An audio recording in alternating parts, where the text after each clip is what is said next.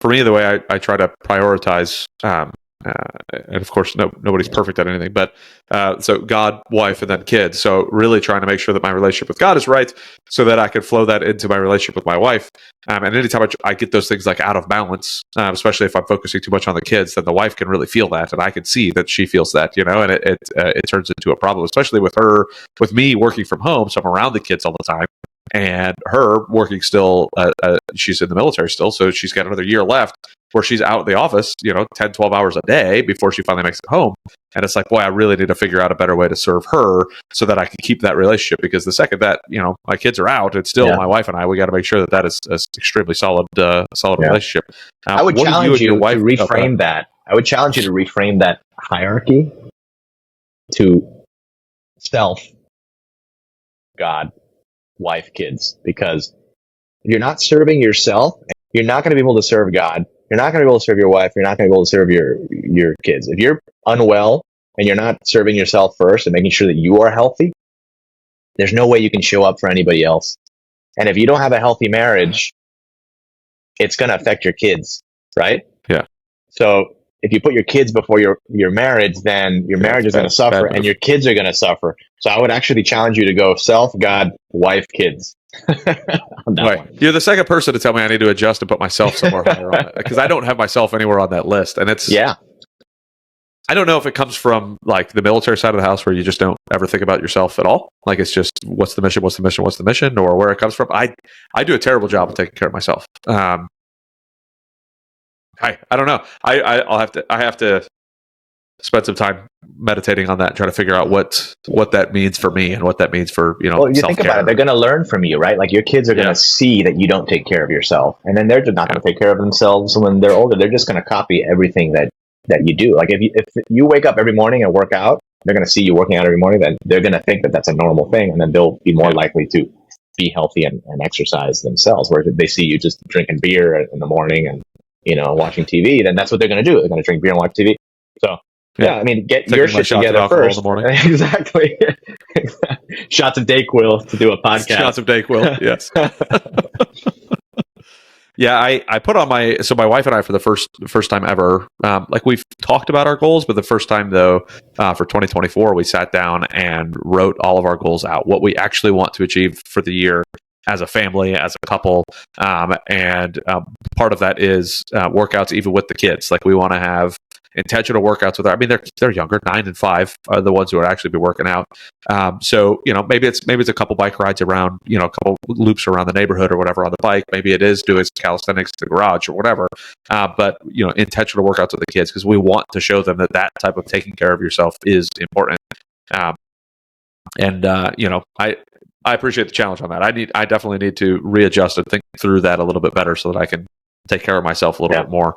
It's a realization I came to fairly recently. I used to always let myself go and then just do everything for everybody else. But then if you're not healthy yourself, you're not going to be able to serve others at the fullest potential. So yeah, you're exactly right. And it's, I've noticed it, because you'll hit that wall every once in a while where you're just like, I'm done. I can't do anything anymore. I need to go sleep for 15 hours. And, and it's, it's part of the process, I guess. But so what kind of questions do you have for me? What's next on your agenda with where you're at? Listen, man, I just take it day by day. I'm actually really bad at like vision work and, where do you see yourself in 5 years? I don't know. I just kind of go day by day, I look for deals and come home and spend time with kids. So yeah, I'm going to struggle with answering that question about what's next. And, I recently took up flying. Like I'm learning how to fly planes. Yes. I never had, going back to the taking care of yourself, like I never, like for the past 10 years, I didn't have like a hobby or like an interest for myself. Like I didn't have anything that was for myself, right? It was always work, kids, wife, It was never like, I'm going to go do something for myself for fun, right? I would never take trips by myself. I would never go out by myself. I wouldn't do anything by myself. So I took up flying. It's pretty cool. I go like once or twice a week and I take lessons. I assume eventually I will be able to finish and get the private license. It's taking a little bit longer than I expected to to get it done. It's surprisingly difficult to fly an airplane.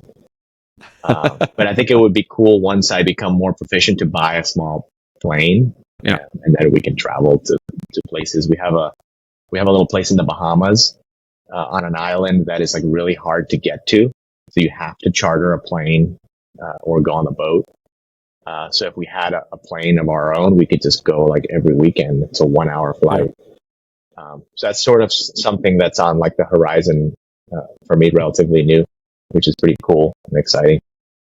I love that. Let me see. Flying is plain fun. So I fly small planes.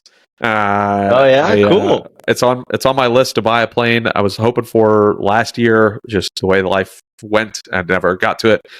So perhaps this year I'll buy a plane or jump into a partnership on a plane.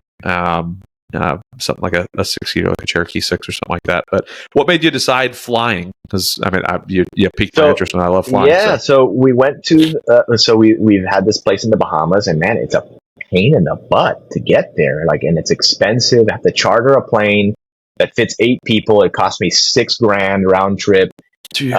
And so then I have to like find 4 other people to split the plane with me and go, right? Like I have a place in the Bahamas. I can barely go to it because it's so hard to get to it. And then my aunt and uncle, they also have a place in the same island, and they bought into this partnership, and I flew on their plane to go over there, and I paid them like their cost. I think it was like $700 round trip. Yeah. So much cheaper than chartering a plane. And I just got a taste of private, general aviation and how easy, like I always thought flying was like this out of reach thing where you have to go through TSA and you hate your life and delays and, bad service. And I literally walked up to a hangar on a private plane. The pilot was there. We put our bags in the plane and we took off. We got to the Bahamas. It was like, whoa, like this exists.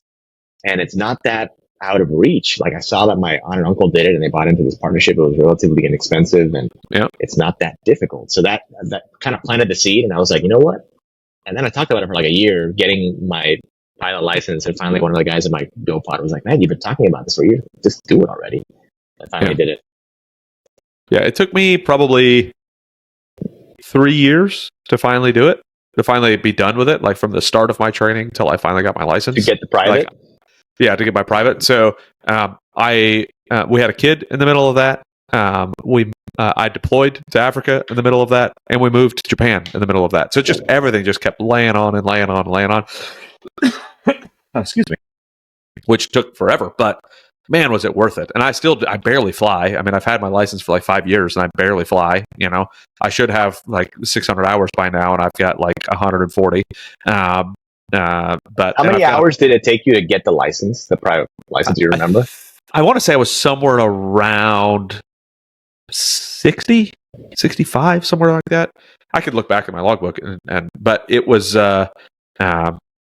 It took me time-wise is where it took me a lot longer. So thankfully, and I don't know one reason or another, but when I come back from like a hiatus of flying, like a deployment to Africa per se, like I come back and then I start flying. They're like, dude, you fly really well for not flying in a while. This is great. It's like we don't have to catch up a lot. So it worked out well for me I kept a lot of those skills. For me, it was more like riding a bike.